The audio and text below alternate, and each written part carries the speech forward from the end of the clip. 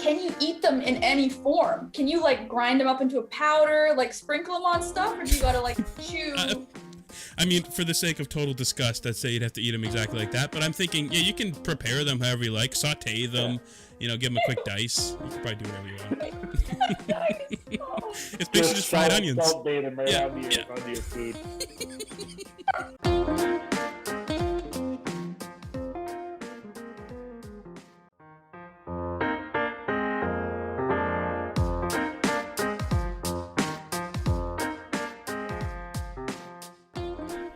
Hello, everyone. Welcome to another episode of the Two Days Podcast. I'm Reg.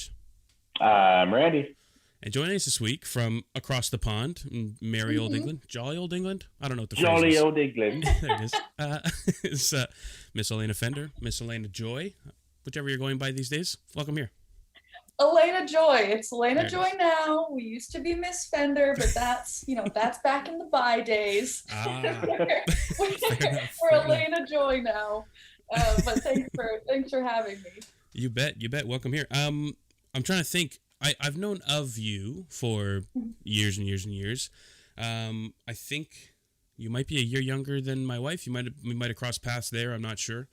But let's start off by saying kind of what the goal with this is. We're doing a Pride Month slate of episodes, and you're one of the most prominent ex-Steinbach LGBTQ people that might ever have existed. So it's a great honor to have you on the show. No, when you reached out and you were like, we're two guys from Steinbach, we're like two straight dudes just trying to do some good, I was like, I gotta get in on this. That sounds excellent. Yeah, we are many things. Few of them are good. But anyway, so we'll get into kind of your life growing up in Steinbach as a previously bi person, as you have now transitioned. But I'm curious. I think it blends pretty well with kind of your YouTube story and your internet story. So I'm really curious kind of how that got started, because they sort of follow the same path. Yeah, like how I got started on YouTube kind of thing. Mm-hmm. So I found YouTube and I found kind of this online community when I was in high school.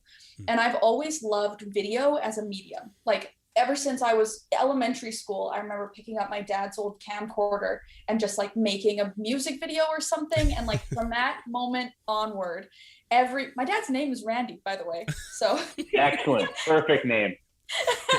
10 out of 10 name. Great Actually, job. did he used to play poker at like the local bars in the? Okay, I'm sure I played poker against him a number of times. Hilarious. Like, okay, I told my parents, this is a sidebar, I told my parents about the podcast and they were like, oh, what are their names? And I was like, Reg, you're the only one who gave me your full name. So I was like, the one guy's name is Reg. Do you say your full name on here? Oh, yeah, sure. Okay. I was like, the one guy's name is Reg Weeb, and they were like, oh, we don't think we know any Reg Weebs. Playing the Mennonite game. Gotta play the Mennonite game, always. Yep. But no, so yes, my dad's a big poker fan. So I would not doubt if you had played poker against him. I'm certainly crossed paths. Hilarious. So basically, I fell in love with video like very early on. And then when I found YouTube in high school, it was like this community of people who were creating video, sharing it online, and making friends. And so for me, it was immediately about, I want to be a part of this community. I want to meet these people. I want to be like, I want to be a part of it. And so that's how I started on YouTube. But very quickly I found not just like a general community of folks who enjoy creating video content, but I found folks who were talking about mental health and talking about being queer and coming out and like all of these different experiences that I wasn't having conversations about in real life, right? Like I didn't know queer women. I didn't know people who struggled with anxiety, all of that kind of stuff. And so when I found this group of people, it was like, I wanted to be a part of it, but like it helped me in so many ways. And so fast forward, 5, 7, 10 years.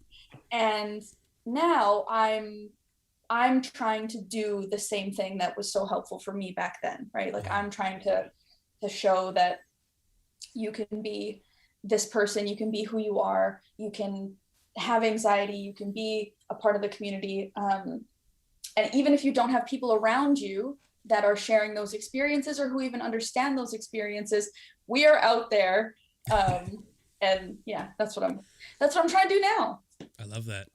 I think that's something to be said for the Steinbach areas. Like we were probably, when we were younger, around a lot more queer people and people dealing with these things than we knew, but because nobody talked about it here, it was like, oh, I guess I'm the only one, right?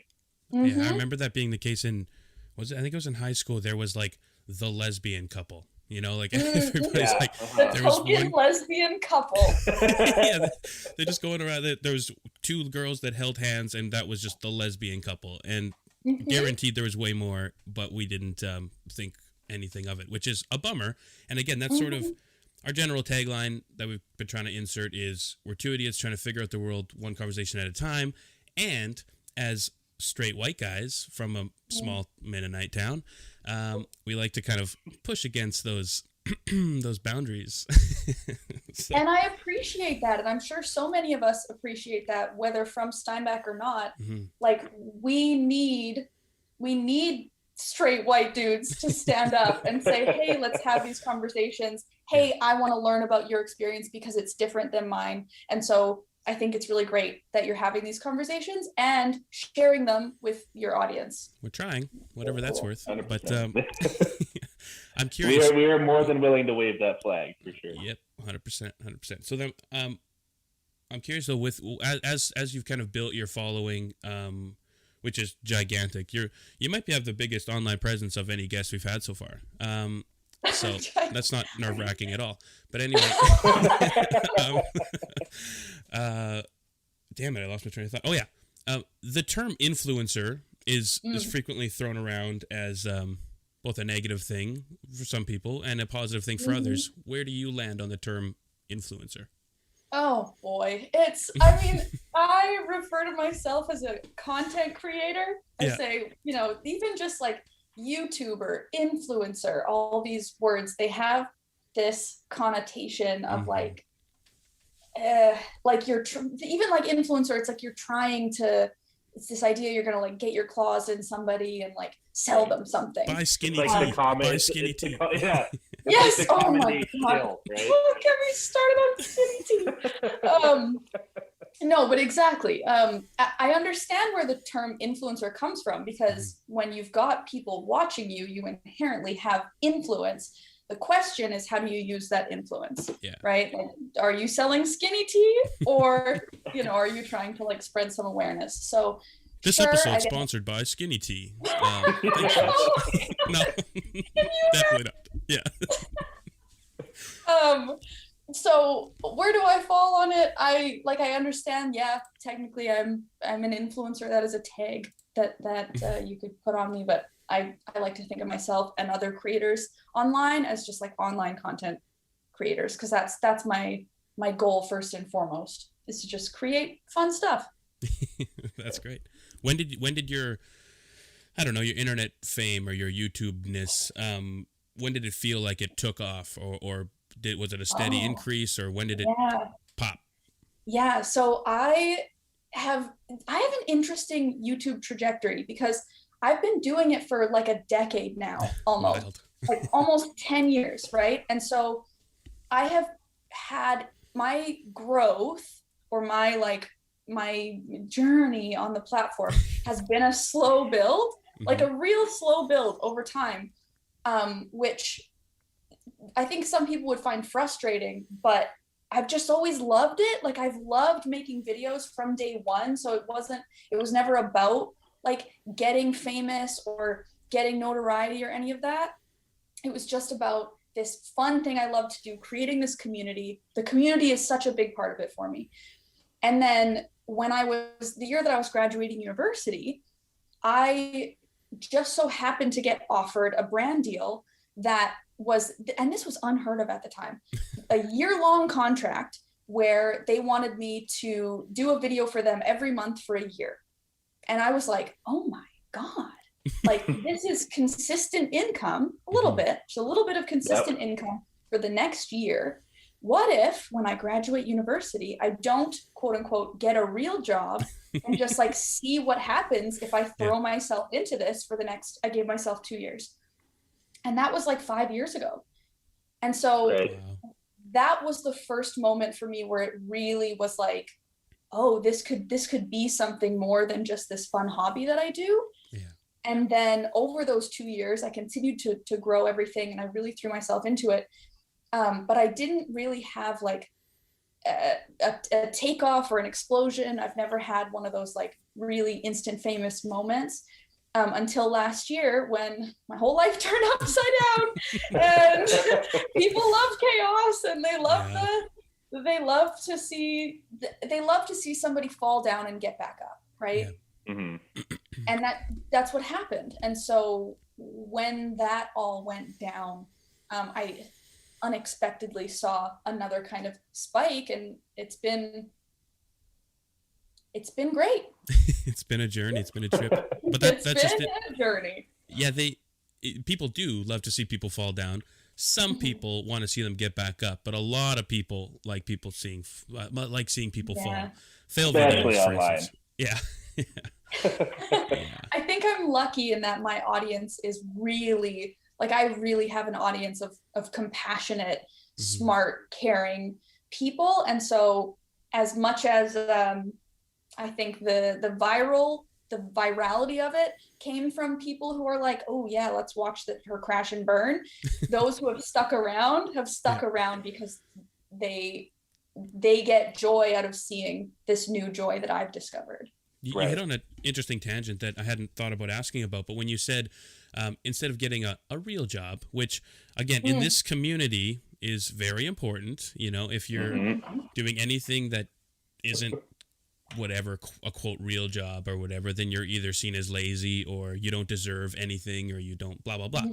So I'm curious how that's been for you, like especially with kind of do you ever feel the vibe of people are like kind of judging you that like she doesn't have a real job, what the hell is she even doing with her life, she's wasting her time, that type of stuff?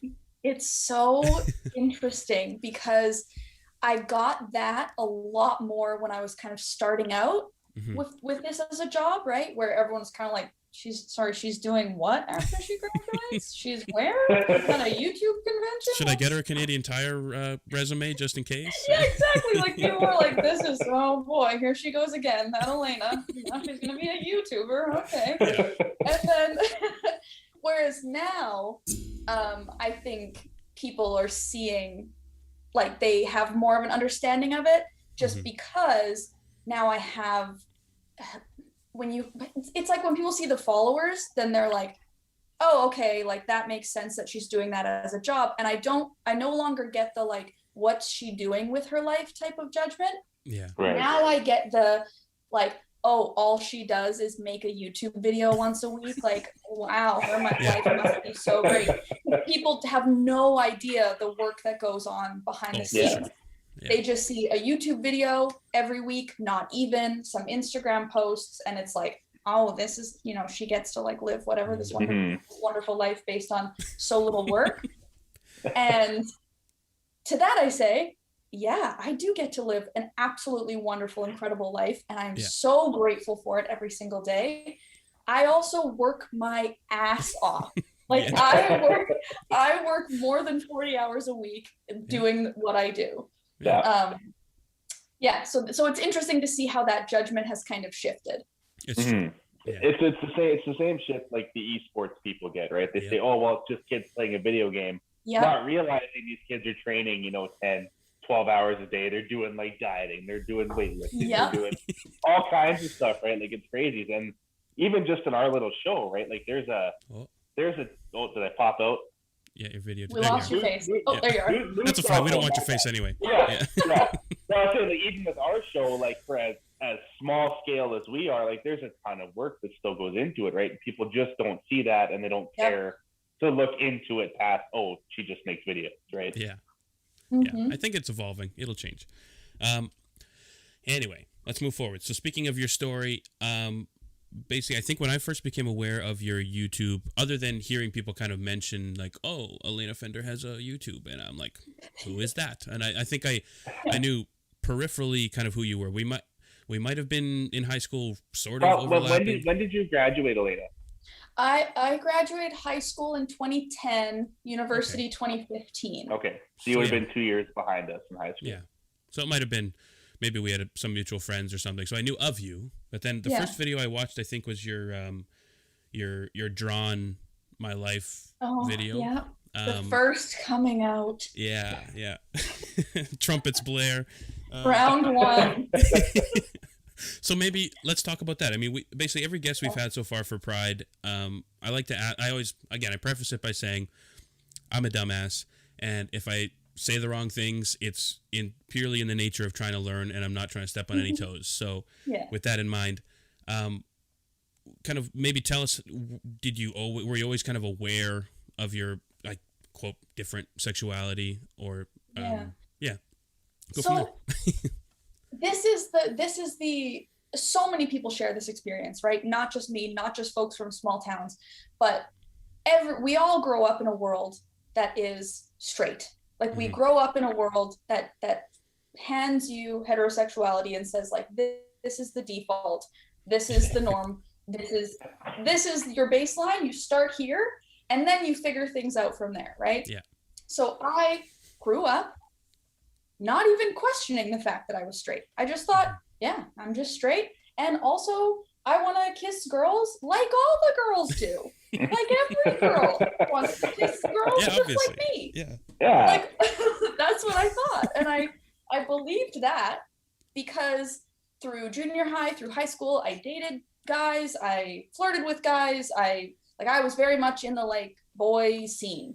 So I thought, all the other girls like boys just like I do, so they must also like girls just like I do. If only that were true. You know what I mean? Like, if only that was that it was normalized to that extent where, like, yeah, just like I do, or I don't. It's no problem. Yeah. Right? And so it wasn't like there was never I didn't have like an internal struggle or like a feeling like I was hiding something or repressing something, because I genuinely believed that the other girls felt the same way that I did, and we just, like, didn't really talk about it. Like, no, it's fine. Right. Like being straight, we don't really talk about it, right? Yeah, we just don't. Exactly, right? Like, to me, that was part of the given. The only struggle that I would encounter was I grew up going to church, right? Steinbach life. Same. Yeah. And I was really involved in church, and we got very strong messaging from church that being gay was a sin and they're all going to hell and all this stuff. But even that, the conversation was around gay men. It wasn't like there was no differentiation between that, like, women could be gay, all of this. And I remember I must have been in junior high when I first found out that Ellen DeGeneres was gay. Oh, yeah. And, like, I remember where I was. I was with my two best friends at the time. We were, like, sitting in my parents' camper trailer on their driveway, having, like, a sleepover. Yeah. And someone pulled out a magazine and was like, oh yeah, like, Ellen DeGeneres is gay. And I remember that moment and thinking to myself, like, women can be gay? And then just, like, moved on with my life, didn't think anything of it. And then in high school, I was completely in love with my best friend. We had essentially a full-blown relationship, but we didn't know that that's what it was, because I just thought, this is how close friends are. This is what it means to have a best friend. Yeah. So there wasn't that, like, turmoil and like, oh no, there's this thing about me that I'm hiding. I thought I was the average. Yeah. Right. And then after high school, through YouTube, I heard the word bisexuality. And I was like, oh my God, this changes everything. Yeah. You mean there's a word for this? This isn't, like, the norm. Not everybody feels this way.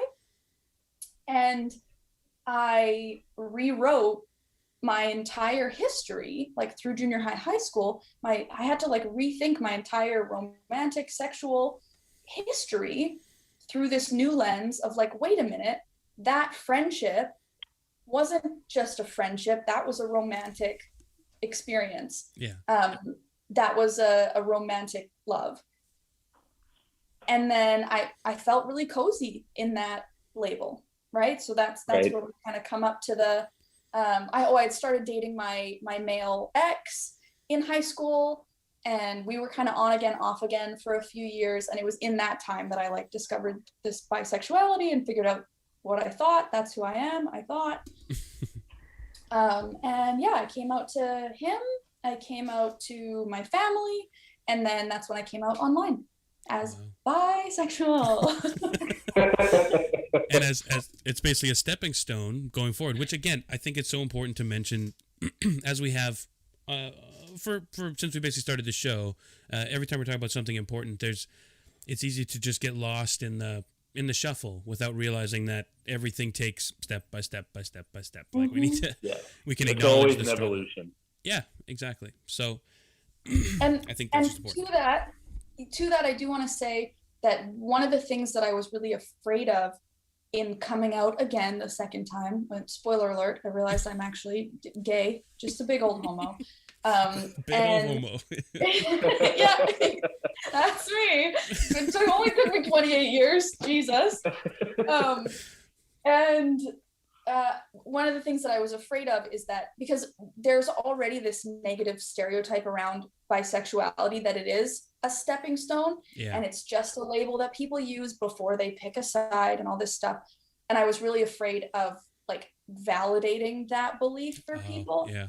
So for me, I truly thought that I was bisexual, and it just took me some time to figure myself out. But I just want to say it loud and clear 100%. that there are so many bisexual folks on this planet, and bisexuality is real and valid, and it's not just a phase. It's not just a period before somebody figures out what they really are. It's basically sexual purgatory. But no, I wanted to be clear that that's not at all what I was implying. I just meant life in general. That's not what you're implying. I just don't want anybody listening to think like, yes, bisexuality, the stepping stone, sexuality. The marijuana of the sexual the spectrum. gateway. When they play the videos in the schools, that's what it'll be. It'll say bisexuality, the stepping stone. Next step, big giant homo. Oh no! And then there's just a picture of my face. Yeah. And everyone's like, "Oh God!" It's just a PSA. Yeah. She doesn't even have a real job. But no, that's exactly right. And I as I've been learning more and more about different sexualities and lives and perspectives, I'm pretty much convinced that everybody is a little bi.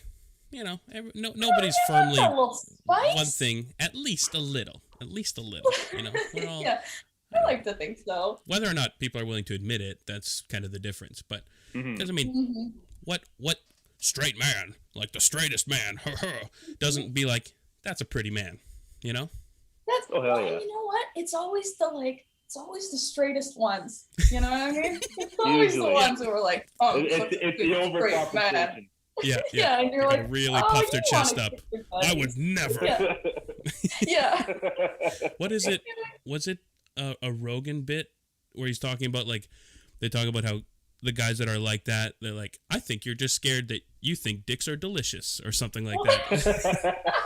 something like that. It's like such a fear response, right? It's so defensive to be like, oh, I wouldn't. Blah. It's like, no one's asking you to, Bill. Like, you're fine.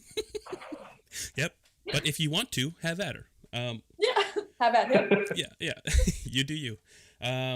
So anyway, moving forward. Speaking of kind of back to YouTube, I was wanted to ask the weirdest thing you've ever done on a video to date. I think I read you have like 300 and something videos or maybe more. Wow, yeah. Anything stick out to you? Oh, that's quite the question, because that's like 10 years of memories to try and go back up. I watched your cinnamon challenge one this morning. It was something. I did the cinnamon challenge. I have eaten cat food. It's not bad. I've had cat food once or twice. Okay, no, not that weird. The red, apparently. No. I mean, don't do it. I'm not recommending My kid it, eats the dog's kibble all the time, so. Perfect. Then it's okay. Then we know that it's okay. Steinbeck hasn't changed at all since you left. No. Anyway. Oh, I'm trying to think. That's the strangest thing I've ever done for a video. I mean, I've jumped out of a plane, I've gone bungee jumping, I painted myself purple once, but I don't think that video's still online. Oof, Why on would the it not spot, be? I'm having trouble. Do they time out videos? Or why would it not be Time online out? anymore? Oh, no, I would have just taken it down. Ah, okay. Fair enough. I'm like, I don't know anything about YouTube. I spend almost no time on YouTube. I'm a minority in that way. Anyway, okay, so moving on. So you came out as bi. Everything was going smoothly, and I assume relatively. And maybe tell us your journey going forward from there. So, yeah, so I came out as bi to friends, family, online, everything. That was great, cozy, nice. I felt good about it. I basically then spent the next however many years building my entire online presence around being bi. Sorry, one sec. My faucet sometimes does that. Okay. I didn't hear it. Okay. Nope. It just like pours water by itself sometimes. Not Jolly sure. old England, I tell you. It's just like, are you thirsty? Do you need some? Okay, no. It's just checking in. It's the Netflix. Are you still watching? It's like, you look thirsty. You need some water. Yeah.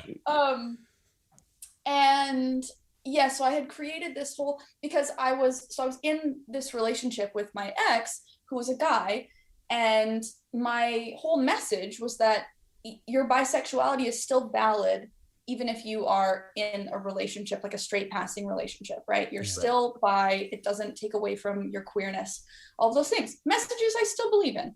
I still stand by all of that content that I made. But I was starting to have these panics, or like these moments where I thought, like, what if I'm just gay? Yeah. And it really started when I saw a coming out video by someone named Ingrid Nilsson, because nobody saw it coming. She was in a relationship with a man for years. She did like makeup and lifestyle content, was very feminine presenting, just the last person you would stereotypically expect to suddenly come out and say, whoops, I'm gay. Yeah. And so seeing her video, it sent me into an absolute spiral, because it resonated so deeply with, she's even a brunette. Like I saw that video and I just was like, oh my God, it broke something in my brain. And I basically came out to my partner at the time, and I pulled him upstairs and I was sobbing, absolutely in hysterics. And I said to him, I think I'm gay. And this was like 5 years ago, 7 years ago already. Yeah. And he was like, he's the loveliest person. He was like, okay, so do you think, like, does this mean that you don't want to be together? And I was like, no, like I still want to be together. I love our life. And he was like, okay, does it mean that like you don't love me anymore? And I was like, no, I love you. And he was like, okay. So wait, so you love me, you want to be with me, but you're gay? And I was like, well, I guess that doesn't make sense. And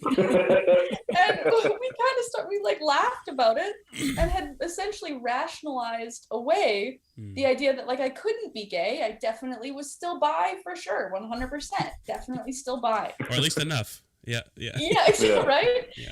And he also was like, if that's a side of yourself, because I came out as bi when we were already together. So I had never had a chance to explore that side of myself once I had realized it, like I had been with women before, but I didn't know it was this like, we're just friends. Like I didn't understand my sexuality. I didn't understand what it meant. And so since I realized that, I hadn't had a chance to explore that side of myself. And so he was like, if that's something you want to explore, like you should do that. And I support you in that. And like, go for it. And I was like, whoa, okay. Hall pass. And not for nothing, but that takes a strong partner to be willing to just be like, okay, if you want to go do this, then I'm fully behind you. Because there's a lot of people that would turn around and go, okay, well, see you later. I'm gone. Yeah. Absolutely. And they would be in their right to do that, you know, like it's also not like as a partner, this is something that like is necessary to do for your bisexual partner. But he was very comfortable in our relationship and in the thing that we had built together. And so we started on this exploration of non-monogamy in this way. And it, you know, it wasn't like we just dove straight in. Like we started it gradually, and then over the next like 5 years, I started exploring relationships with women and non-binary people. Mm-hmm. And I thought, and I did not share this with the internet. That was like big time secret. Yeah. And I thought, okay, wow, like I have it all. I have this man that I love and who loves me, and we're building this life together. We got engaged. We're going to get married. And I get to have this queer part of my life and explore this side of myself at the same time. I have everything. Yeah. Mm-hmm. But I still wasn't happy. Exactly. I was, while I had all of those things, and I had kind of compartmentalized my life into my like real quote unquote life with my partner, and this like gay side of my life that I would live out, you know, on the weekends or go to YouTube. And like YouTube is so gay, like everything. So I kind of felt like I had these two separate lives. And then COVID hit and everybody went into lockdown, and that queer side of my life was gone. Right? No more conventions, no more queer community in real life, all of that gone. And that's when I really started to panic, realizing, this isn't who I am. Yeah. Right. Interesting. So then, well, so when you first came out to your ex, again, this is absolutely none of my business, but I'm curious, when you guys were rationalizing through it, did you still have like sexual attraction to him, the man? But then, so that's kind of why it was so muddled, I suppose. Yeah. So it's this is again specific to me, and one of the reasons that this took so long for me to figure out. I'm not one of those queers who immediately like kissed a dude and just went, blech, like, nope, not for me. I never had that response. I've always been a fairly sexual person. Mm-hmm. I've always enjoyed flirting and dating and like the will they, won't they kind of like, you know, push and pull of it. Mm-hmm. Yeah. I confused that with experiencing desire. And what I've now, and what I've realized now, is that what I was actually enjoying was the feeling of being desired. So I wanted to be desired by him. I wanted to be desired by men, but I didn't actually experience any desire myself. And then when I met like a couple women, and like when I met this couple of, I was like, oh no. Oh no. Yeah. No. I experienced desire. Mm-hmm. And like now, when I look back on it, God, there were so many red flags.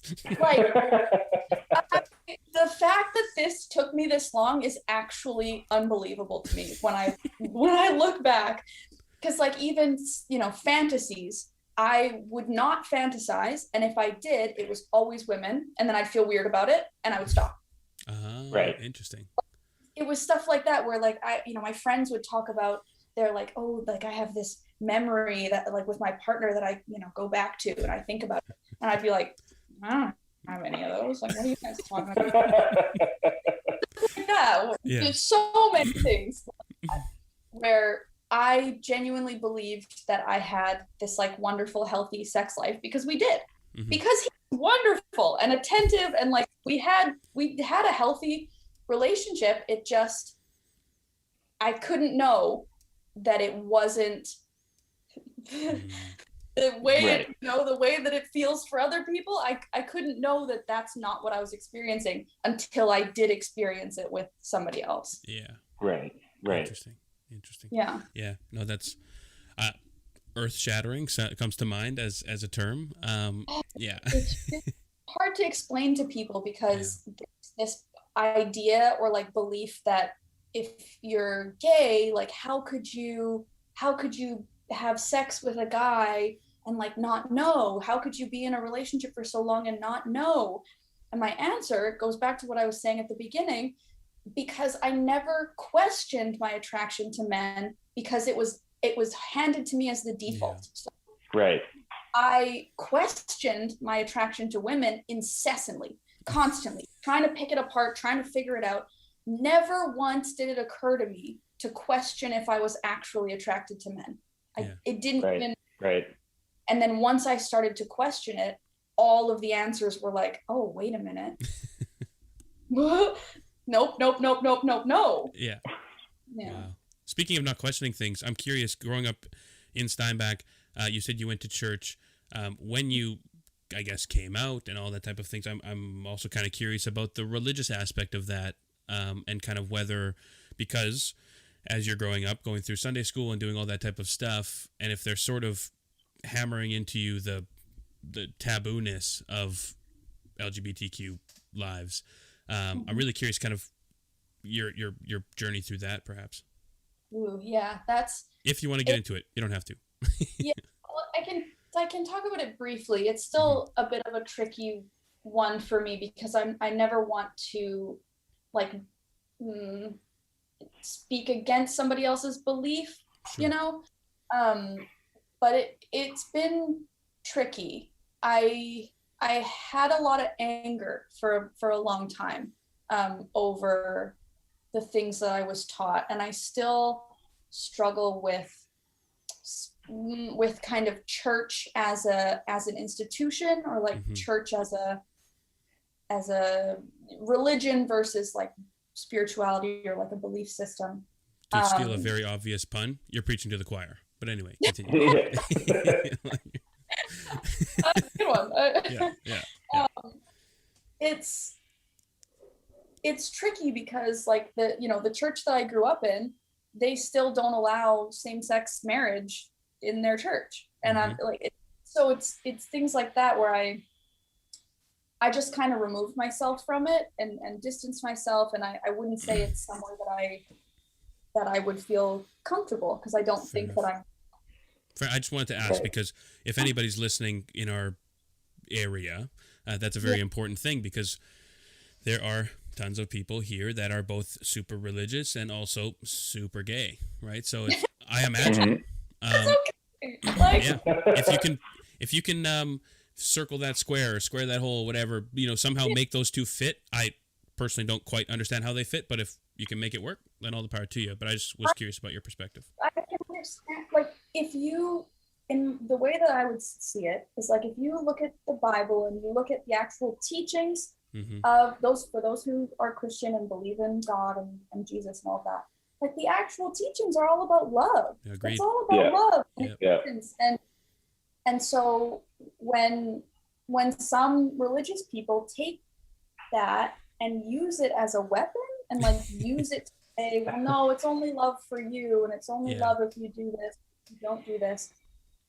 That's obviously harmful to the communities that they're speaking against, but like it's also harmful for the people who want to be a part of your religion. There are people who want that form of community, and you're telling them that they're not welcome. Yeah, for sure. Sound very. I grew up in a very conservative Mennonite church. I was forced to go for like 17 years, and I vividly remember one day my dad was like, he would always ask, "Are you going to church tomorrow?" But it wasn't a question. It was like you're going, and And I was like, no. And he's like, oh, he was stunned. He was kind of taken aback. And I'm like, I told him, I can learn as much from laying in bed as I get from that preacher man. Basically, exactly like that. And you can imagine how that went. Not well. So, yeah, we're friends now, but there was a couple of really tense years there. But so I can understand the navigating that. But you're right. In the Bible, there's probably, I don't know, 50 passages of Jesus saying, love this person and love that person. And he has examples of going to loving the prostitutes and the poor and the needy and the this and the that and the everything. And then there's 3 passages that vaguely imply don't do things. And they're like, all right, stop it. Yeah. About those passages. So apparently the translation of those passages, the ones that it's like, man shall not lie with man. If you look at the original writing, not the English translation, not the translations that have been done over the past how many years, the original translation is man shall not lie with boy. Yeah. I just read something that recently, actually. Right. Yeah. It's about don't be a pedophile, idiot. That's what it's saying. Yeah. And they've changed it and mangled it to make it something about like don't be a gay. Yeah. To fit whatever narrative the people wanted it to fit, right? Yeah. Well, just like the King James Version has something like 150 more mention of kings than any other translation because a king made it, obviously. Anyway, enough of a religious tangent. We could have a whole episode on religion, and that's kind of one of my favorite things to bitch about. Anyway, so moving forward, kind of, we only have about 15-ish minutes, so I wanted to touch on kind of where you are now, then touch on kind of mindfulness and kind of your journey through that. Then if we have time, a little bit of rapid fire, would you rather type questions to close it out. Okay. Yeah, I love that. Okay, so let's start with where you are now and kind of where do you see yourself in the next handful of months? Oh man, so I'm currently in the UK. I live in Vancouver from Steinbach, Manitoba. I live in Vancouver. I love it there. But I've basically moved to the UK temporarily. Love it a lot. I'm loving doing content. Ooh, that's my wife's phone ringing. Oh. I'm like, that's not me. she's remote teaching, so she just came upstairs and said something, and it's like, I gotta go in there. Your phone started ringing, so we're good. Just chaos. Yeah. The Randy home. Yeah, she's just chaos. It's all good. Yeah. So, and other than like I'm physically at, I cannot describe how it feels to finally understand who I am and to understand what I want from my life and to be moving toward the life that I always wanted but didn't think that I could have. Like I used to see women couples or like 2 women together, whether that was online in real life, and I would have 2 automatic thoughts. The first automatic thought was, I wish that was me. Second automatic thought was, but you made your choice. Yeah. Right. I thought, no, I found my partner. I've made my choice. This is the life I've chosen. This is the path that I'm on. You can't have that, Alayna. And now, like I remember after I ended things, which was one of the hardest things I've ever done in my entire life, was end that relationship. I saw a video of 2 women, and I had the same initial automatic thoughts. I wish that was me. You can't have that, Alayna. You made your choice. Followed by a new thought, which was, holy shit, I can have that now. Like, now that will be my life someday. Right. It's like a freedom. Oh, and I broke down. Like, I've never cried in that like guttural way as I cried in that moment, because it was something that I wanted so badly, but didn't think I was allowed to have. I thought that I had made my choice and that was it. Right. And so now to see that no choice is permanent and that I can choose something else. If my life's not making me happy, I can choose something else. And to have moved through that and now be on the other side, is indescribable. So to anybody listening, if there's something in your life that you're not happy with, but you think, well, no, I made this choice, whether it's a relationship or a job or the place that you live, whatever it is, like, you can change it. You have that power. And yes, it's hard, and yes, it's scary, but on the other side, like, I feel free. Yeah. Right. Yeah. Well, I'm going to quit my job. Thank you for that. Done. Okay, so if it all goes downhill, Reggie's coming after you, just so you know. Yeah. I'll move to the UK. I'll be like, it's all your fault. Yeah. Frankly, I wouldn't mind. I love the UK, except for blood pudding. It's disgusting. But okay, so real quick, let's touch on mindfulness. It's something that I'm not good at, and I've tried meditating a little, and I'm terrible at it, and I need to do more of it. But maybe real quick, a little 5-minute elevator pitch for mindfulness. Changed my life. Absolutely changed my life. And I understand where you're coming from when you say that you're bad at it. Mm-hmm. So many people think that they're bad at it. You can't be bad or good at mindfulness. It's like not how it works. Wow. As soon as you are, it's kind of actually a bit of a paradox, because as soon as you're saying that you are either bad or good at it, you are judging the moment and trying to change the moment, which is not mindfulness, which would kind of mean you're doing. Fair. Yeah. Maybe I'm really good at it. Yeah, I think I'm really good at it. Yeah. Essentially, mindfulness means paying attention. This is my favorite definition by a guy named John Kabat-Zinn.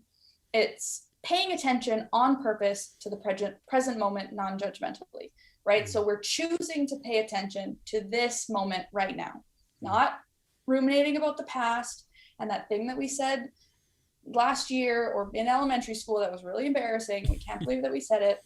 Mm-hmm. Not remembering that and punishing ourselves for it. And thanks a lot. Now that's all I'm thinking about. Yeah. I'm bad at mindfulness, Reg. I'm trying.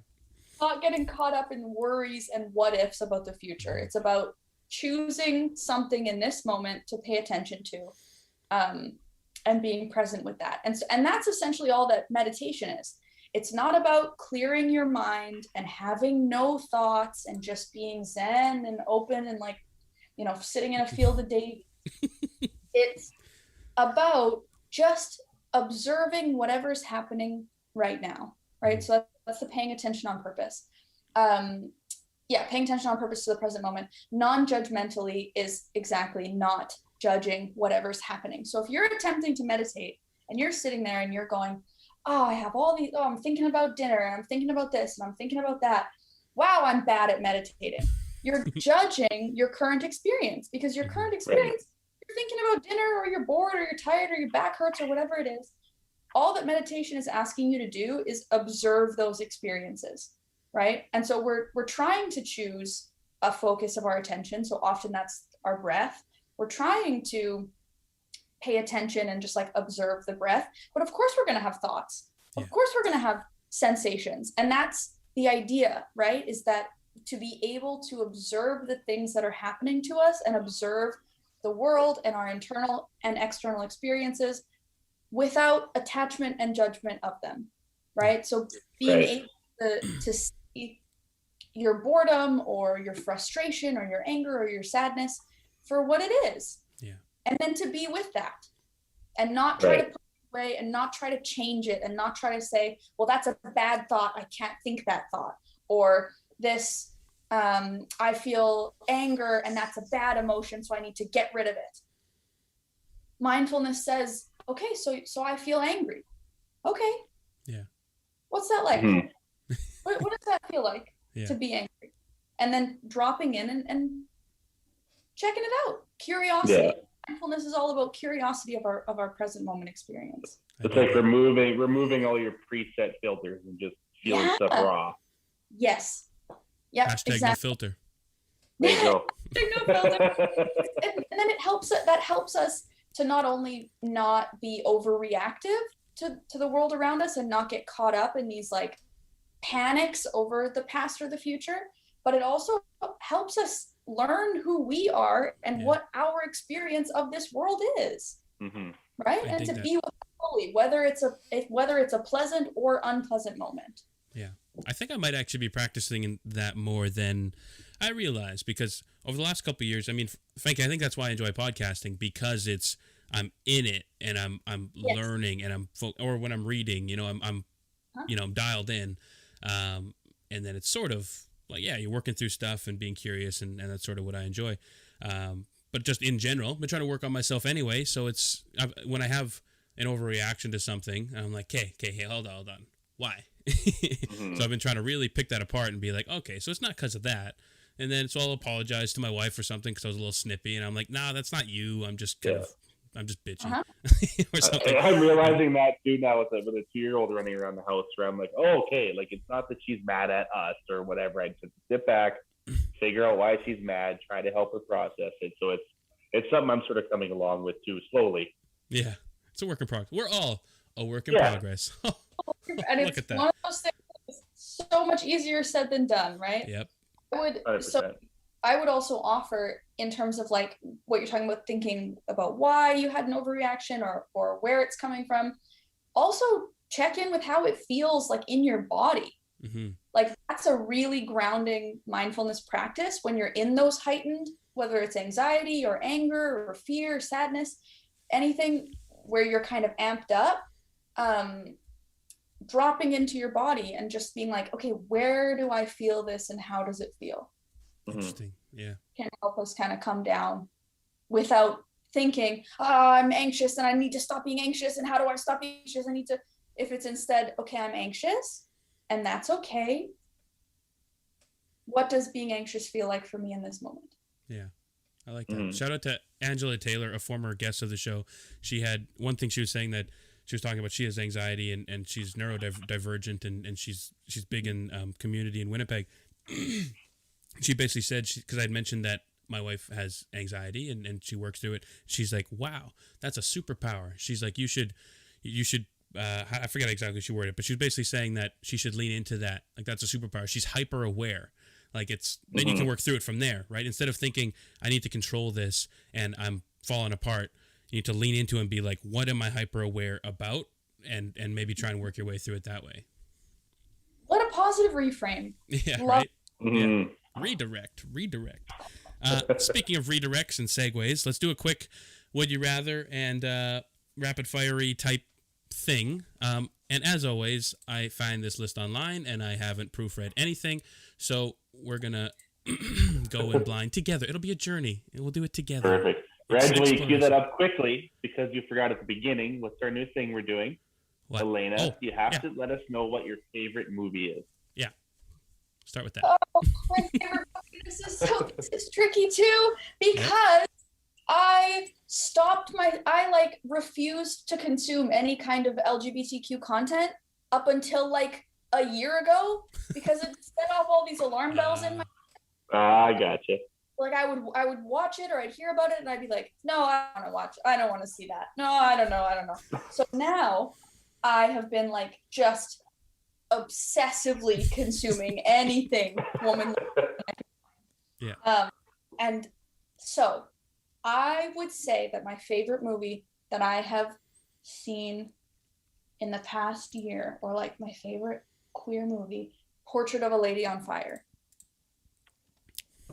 Great. Oh, Good choice. I'll take your word for it that that's a movie. just making up movie titles. Yeah. Everybody is looking for like a beautiful film, two women falling in love, but it's not. Oh, I have heard of that. Yeah. It's like a masterpiece, and the tears I have cried over that movie. it's too many to count. Oh, that's lovely. That's a Excellent. good choice. Good choice. I have definitely seen the title somewhere now that you mention it. I think we've definitely touched on it. Randy's probably favorite movie is an Avengers movie. It's up there. It's up there. One of them. Anyway, so moving forward, let's go with what's your favorite social media app other than YouTube? Ooh, yeah, Instagram. other than YouTube. Instagram. Good call. It feels the most positive. Hey. it's like nice, and I really like. I feel like it has like everything you need. Like you got pictures and you got stories. And you can like do videos, like really all in one place. Yep. Yep, Like that's great. Instagram. The convenience store of social media Yeah. cesspools. Would you rather live by Hakuna Matata or YOLO, Alayna? Oh, Hakuna Matata. Right? Means no worries. It means That's right. no worries. Yep. For the rest of your days. Yes. So I'm definitely Hakuna Matata. Yeah. Maybe a mix of both. I'm like a Hakuna YOLO. You know, like, don't worry about it, but do what you only live once, so just give it a shot. Worries, you only live once. But I feel like YOLO's got the energy of like, Yeah. Like, Fuck it, let's go. Yeah. Woo! Like 6 energy drinks in. Let's just do this. Get it over with. Hakuna Matata, people are like, whatever happens. Yeah, like, roll with it. You're right. You're right. Yeah, I defer to you. You're right. same outcome, right? Same principle, but like different vibe. Chill. More chill. I love the meme where it's like Simba's like, oh, my dad died. And then Timon and Pumbaa are like, have you ever thought just not giving a fuck about it? All right, Alayna, would you rather talk like Yoda or breathe like Wow, they wrote Dark Vader. Jesus, made this list? Darth Vader for the rest of your life. I would rather talk like Yoda for sure, because heavy breathing, it makes me want to curl up in a ball. That's like nail touch. Whoops. Not ASMR for you? No? Oh God. No. Have you ever heard of misophonia? Yeah. Mhm. I got that. Oh, just for heavy breathing or lots of sounds? Wet mouth sounds for me, but the breathing gets up there. Oh, that's wild. I think I have a touch of that because, yeah, people that drink really loudly or really chew aggressively drives me nuts. For me, it's the gulping. If I can hear you gulping your drink, it drives me nuts. There's no reason for it. Just drink like a regular person. You can just drink it. I've been drinking this whole episode, and you haven't heard me once, I bet. It's not that Yeah, hard. I hope you heard me either. I would try to do quiet. From the tap. Yeah. Shit, hang on, guys. I got a drink. My tap's yelling at me. Yeah. Randy, can you do a Yoda impression? Oh, not really.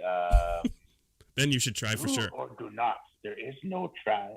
It's good. It's good. So now imagine, for a whole year.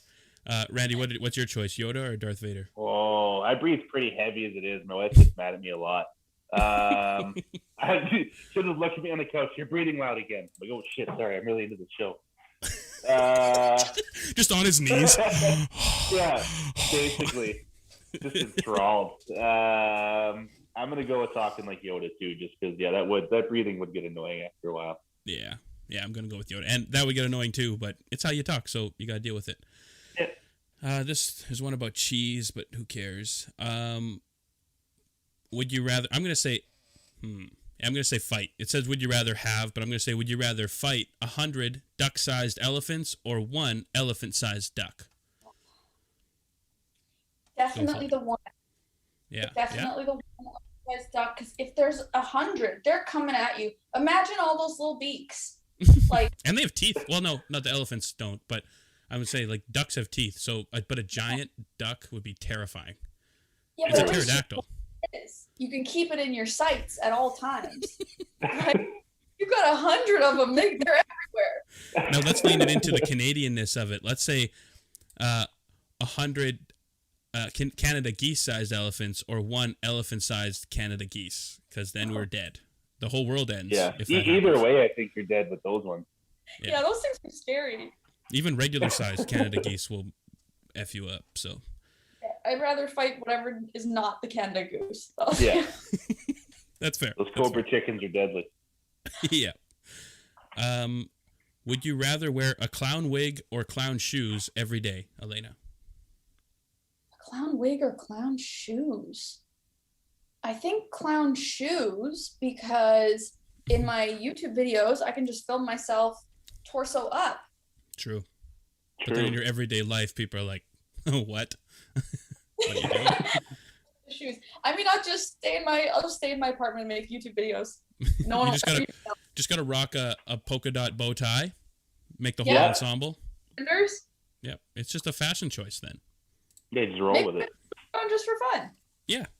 Randy, clown wig or clown shoes? Oh, those shoes are floppy, man. I don't know. In terms of work, I would have to say I'd have to go with the wig, just because trying to walk around a job site in those kind of shoes would be awful. Then you can style it, however, right? You get a wig for every day, do all kinds of different hairstyles, test it out. Yeah, that's fair. Alayna, would you rather be a clown who distracts the bull, or the cowboy who rides the bull? The one who just the one with the. No, I'm thinking like a rodeo clown where they're just literally there to distract the bull away from the rider. They're not not a matador. It's not cool. Oh no. Yeah, I was like, because I'd be the matador, obviously. Well, yeah, everybody would be the matador. 100%. If you can be anything in life, be a matador. Oh, I don't know, because it's like if you ride the bull, there's more chance for injury there, right? But then you watch the videos of those clowns getting hurled, and you're like, eh. Oh, I think I'd have to go clown. Because there's a chance that I'm not making contact. If I'm the rider, I'm for sure making contact. Yeah, true. Popping sockets, the arms coming out, elbows. Ugh, hard pass. Ugh, fun stuff. Randy, what are you gonna ride the bull or run away from it? Oh, I would like to try riding it, but I think being the clown would be fun. Just trying to, do whatever you can to make that thing chase you. You gotta watch those videos. Have you seen the one where they have to sit in the middle of the bullpen or whatever, and they're at like a plastic table, like playing cards or whatever? Yeah, and then the bull comes in and they have to jump out of the way or whatever. It's like smash it. They have to stay sitting as long as possible, and it's just like destroying chairs. And people are dumb. People are dumb. You can't win with people. No. There's some gross ones here. Let's do a couple of these and we'll call it good. Weird. This one will be especially poignant for Randy. Would you rather have baby vomit on you or vomit on a baby? I'm gonna say vomit on a baby. That's as fun as it would be to just let go on a baby and just like hurl right in their grill. I guess baby vomit on me, because you can wipe it off and clean your stuff and you don't feel. If you're a good person, you should want to take the vomit on you. Yeah. But I'm leaning into the dark side. I'm gonna throw up on the baby. I would take a vomit on me, but it's not out of any kind of altruism. I just don't like vomiting personally. So I would just rather personally vomit. But what if it's like reciprocal? Once it throws up on you, then you can't help but throw up on it, and then it's just a vicious cycle. It's a cycle. Yeah. Oh yeah, maybe I would throw up if it threw up on me. Oh. It's not a would you rather, it's what would you rather do first. Yeah, that's true. Yeah, it's smart. Well, let's see, what else do we have here? Oh God. Okay, well let's end with this really not good one. Would you rather eat a stranger's toenails clippings once a week, or have everything smell like garbage? Oh no. Like the River Thames. It doesn't smell that great. Thames? I think it's Thames. I don't know. Whatever the London river is. So live by Brady landfill or eat toenails once a week. Is it that you smell bad and like you go out into the world and nope.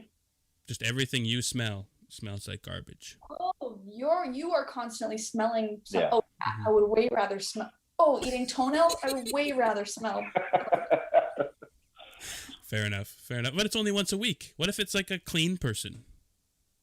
That makes my teeth feel like they're gonna fall out. I really don't. We're finding all sorts of phobias here. It's good. Really digging in. Well, you could dip them in chocolate or Cheese Whiz or something and just go to... Yeah, like you eating an ant or a cockroach or something. Yeah. Fear factor style. Here's a question. Can you eat them in any form? Can you like grind them up into a powder, like sprinkle them on stuff, or do you gotta like chew? I mean, for the sake of total disgust, I'd say you'd have to eat them exactly like that. But I'm thinking, you can prepare them however you like, saute them, give them a quick dice. You could probably do whatever you want. It's basically just fried onions. Salt bait them right onto your food. Randy, what are you doing? Oh Lord, I'm on record on this show as saying I like smells, so I don't know if I could lose that. But I don't know if strangers don't. Like, your own nails are one thing. I chew my nails all the time, so that's one thing. Yeah. I don't know. I'm gonna have to go with the smell just because I think a stranger's nails would be disgusting. I don't know. To me, it would depend on if I didn't know, like if I couldn't see the person, if they just like mailed me a thing of nails once a week, then I could probably get behind it and be like, oh, I'll power through. I would rather do that than smell the shit, I think. Saute them with my pierogies and bacon and just pretend they're onions. You won't even know. So disturbed. Just pickle them. This whole episode has been derailed now. Yeah, there you go. Anyway. Sounds like a YouTube challenge video that needs to be done. All of Alayna's followers, send her toenails. Send her done on camera. Oh, I eat toenails once a week. Yeah, just for fun. Whatever. Nobody even tells me I have to. They're actually actively asking me to stop, and I just keep posting it. Nobody watches them. It gets negative views. Yeah, releasing the cookbook next year. Yeah. Oh, gross. Anyway. Despite that last couple of minutes, I think this went really well, and I'm glad you joined us. Oh, if you have a couple seconds, real quick, what is Supreme Law? And maybe tell us what about that a movie that you were a part of, or a documentary that you were a part of? Oh no, that was that's a whole other thing. It was like a side thing with the National Film Board of Canada. It's nothing. I don't think it's relevant to talk about on the. Fair enough. I looked it up. I watched a little preview. People can look it up if they want. Have at her. Anyway, Alayna. It was like an educational thing. Fair enough. Plug whatever you like to plug. See, that's how you drink water, folks. Listen to that. Didn't hear a single glug. That's like a pro. You can tell she eats nails. I'd like to promo. I mean, my YouTube. I make videos mostly about the LGBTQ community. Sometimes I do stuff just for fun. Like I do challenges. I'll, vlog my life. It's really all sorts of different stuff on there. My Instagram, I'm always at Miss Fender with 2 R's. You can find me, or by searching Alayna Joy. And that's about it. That's what I do. We'll send our tens of YouTube followers over your way. And nobody watches us on YouTube, but we'll see if they will now. I don't know. They don't want to see us. They'll just tape over their screen where our faces are, and then that's for the best. It's best to do it that way anyway. Love the shirts, by the way. Thank you. You want one? Oh, thank you. I mean, sure. I'll send you one. Okay, we'll figure that out off mic. All right, folks. Well, thanks, Alayna. This has been a blast. I think we touched on a lot of really powerful, important things that I hope people listening, if maybe they're on the fence about coming out, especially here, or living their best life, or being mindful, or biting their toenails, I think we've given them a lot to think about. And thank you. Well, I know what I'm going to be so thinking about once we stop. Yeah. About, that's for sure. Fair enough. All right. Well, enjoy your day. Have some British beer for me, and We'll do. Cheers. Do it. Yeah, thanks for having me. You bet. Thank you. Anytime. This was fun. Yeah. Okay. Bye. Bye.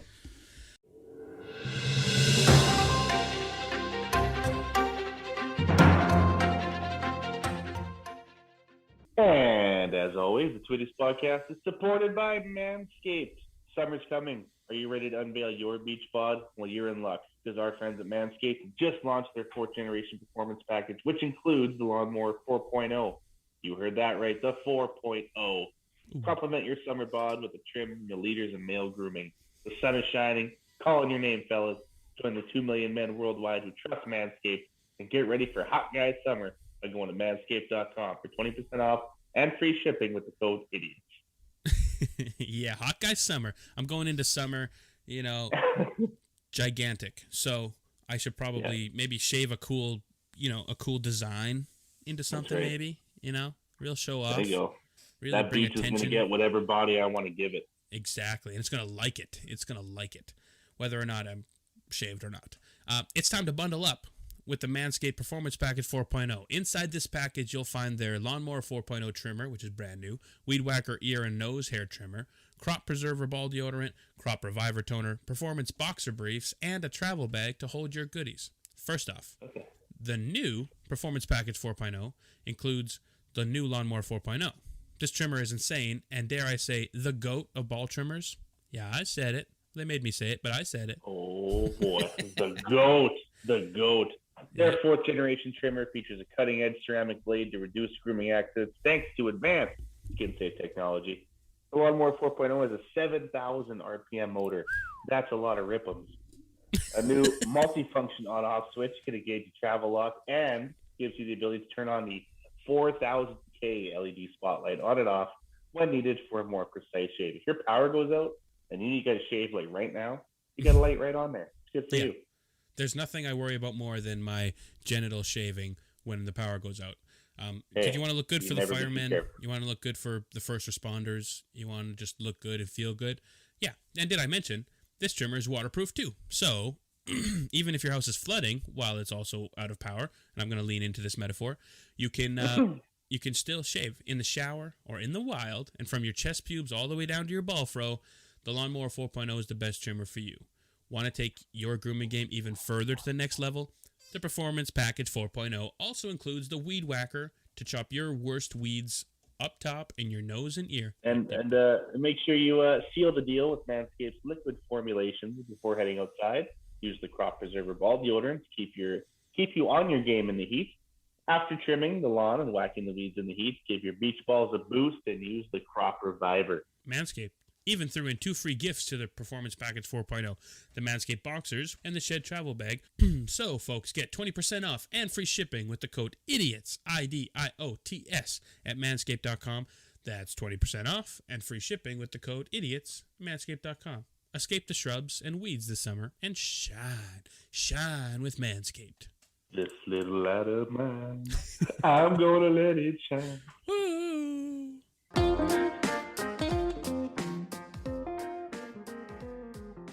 Okay. It's just the 2 idiots again. Just us. The 2 of us. We can make it if you try. Just the the 2 2 of us. Just the 2 of us. All right. Well, thank you all for listening. Hope you enjoyed. Like I said, Alayna Fender is likely the most internet relevant person we've ever had on the show. Almost guaranteed. Almost guaranteed. Upwards of 300,000 followers on the YouTube. I don't know, 60 grand on Instagram. God knows what else she has on whatever other platform. Definitely check her out wherever, like she said, search for either Miss Fender with 2 R's or Alayna Joy. And we'll take some stuff. You'll get it. You'll figure it out. For sure you'll get there. Yeah. Find us on social media. We are 2 Idiots Podcast on Instagram and Facebook. We're 2 Idiots Show on Twitter. I've been posting there once or twice lately. So hit us up. Drop us a line. Say hi on any of the mediums. Yeah, and then we are also 2 Idiots Podcast on YouTube. Yes, hit us up by email at idiots@gmail.com. Find us there. Send them whenever you want to send us. You can also find us on Patreon, patreon.com/2 Idiots Podcast. You can help support us there. We have a bunch of different tiers you guys can sign up on. And we'll also get you entered in some bonus content. You get contests you get entered in. One of our recent Father's Day contests, a patron member won. Woo woo! Just by getting a bonus increase in Patreon. So shows you it's well worth the few dimes a week to throw our way. Few dimes. Yep. And yeah. At the $7 tier and above, you are in the Idiot Hall of Fame. Hall of Fame. And as of this episode today, are members of our Idiot Hall of Fame. I don't know if you can open it, Randy, on your phone while you're recording. I could not, but let's see if I can do it off memory. Okay. So we have, first up, Janet Gooden. Yep. Bam, nailed it. Thank you, Janet, for your support. Much appreciated. We also have me mama, Danny Dewitt. Oh, thank you. The OG patron of the 2 Idiots Podcast. Groundbreaker. Trendsetter. And given me a lot more money than she's ever had to in her life. So there you go. We also have Kayla Lundberg on behalf of her and Jordan Peters. Mm-hmm. Much appreciated. I'm rolling here. Our latest contest winner that we alluded to, Mitchell Buck Pierce. Buck Pierce. Thank you very much for your support. We have Brian Moore, of course, as always. Brian came in clutch with another dick pic before the show this week because he felt bad for missing last week. So he sent a good one this week. Oh yeah. It was a good one. It was nice. A tree with a stick coming out. You know. So, yeah. I saw that one. Yeah. What'd you rate it? 10 out of 10 because it's solid wood. Oh, that's perfect. So thank you for that, Brian. We also have Big Drew McDonald, the colonizer himself. Sir Drew. And I feel like I'm missing one, but I don't know if I am. You got him. I nailed it. Ran the gamut. I've always thought it was ran the gambit, but apparently gamut is a separate word. Oh, I think I always assumed it was gamut. Yeah. I'm just smarter than you, that's all. Yeah, right. I've heard it both ways. So, gambit is a kind of sacrifice, while gamut is a range. I don't know what that means. Anyway, okay. So yeah, definitely thank you to those that are supporting us on Patreon. You know, for as little as $3 a month, you get all these different perks, and you support the show, and you say we get to say thank you to you on the air, and you know, a little extra thank you. We say thank you to everybody that listens anyway. We love you just a little bit more. I have my hands crossed for some reason. I'm very appreciative. Just dear Lord, thank us for these Lord, please, Lord, bless us, bless the souls. Yeah. So thank you to everybody that contributes, and also thank you to everybody that listened. Definitely hit us up on any of the things. Leave a rating and review if you can, if you listen to this. Goes up so tremendously for sure. Yep, spread the word. If you're on Apple Podcasts, which most of you are, the process is pretty simple. Scroll down, hit write a review, leave a review, 5-star rating, 5-star, and we're gonna read it out loud on the air whenever we get 5-star ratings. So, anyway. Dang. Okay. So, that. Also, of course, as always, you're gonna hear the ad, but manscaped.com. Use the code idiots. That way, you can help them keep paying us.